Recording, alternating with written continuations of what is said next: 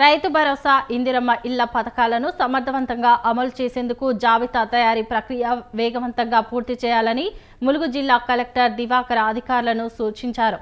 కలెక్టర్లో సంక్షేమ పథకాల అమలుపై సంబంధిత అధికారులతో సమీక్షా సమావేశం నిర్వహించారు.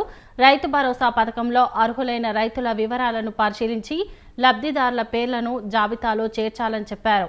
ఇందిరమ్మ ఆత్మీయ భరోసా పథకం కింద లబ్ధిదారులకు ఆర్థిక సహాయం అందించడానికి అవసరమైన జాబితాను సిద్ధం చేయాలన్నారు.